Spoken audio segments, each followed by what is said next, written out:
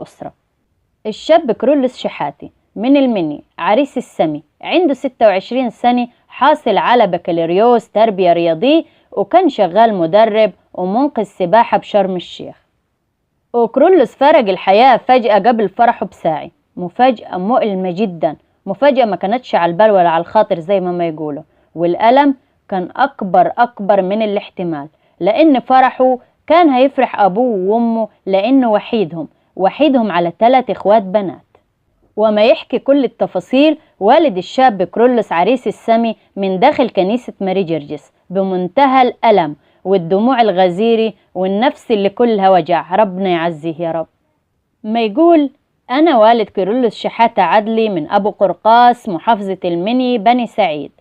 كرولوس منذ طفولته شماس في كنيسة ماري جرجس ببني سعيد، وكان شاب محبوب جدا من جميع زمايله، ومتخرج من كلية تربية رياضية، واشتغل في مجال السياحة في شرم الشيخ، وتعرف على خطيبته هناك واللي هي خريجة كلية التمريض، وتحدى العالم كله عشان ياخدها وهي كمان.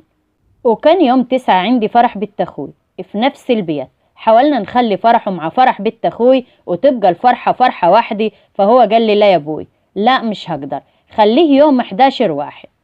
فقلت له: ليه يا ابني؟ مرضيش يقول لي ليه عشان ما اضغطش عليه، ولما عرفنا ان يوم 11 تاريخ ميلاد خطيبته وافقته على كده، وحددنا ميعاد مع قدس ابونا ميسائيل على يوم 11. فابونا برغم ظروفه الصحيه وكان مسافر للعلاج في الغردقه، فقال لي: ما تخلوا الفرح يوم 9 ويبقى الفرح في البيت فرح واحد. فاحنا قلنا له: لا يا ابونا، خليه يوم 11 زي ما هم محددين.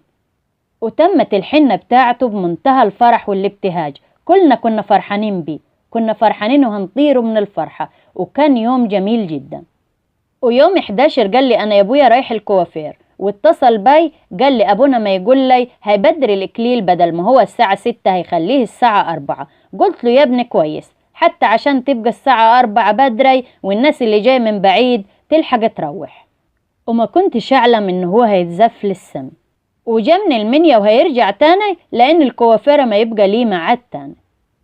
دخل هو يلبس في شكته اللي أنا تعبت جدا في تجهيزي، وربنا يصبرني ويصبر أمه وإخواته البنات. طلع يلبس فوق وأنا تحت مع المعازيم، وما فيش 10 دقايق ولقيت الزعاق دار: فيه إيه؟ أنا فكرت إن فيه ولعي ولا فيه حاجة في الشقة. قالوا لي: ده كرولوس دخل الحمام يغير وأغمى عليه. خبطنا على الباب مردش، رحت كاسر الباب وشايل ولدي وطلع بيه على المستشفى، ومن مستشفى المستشفى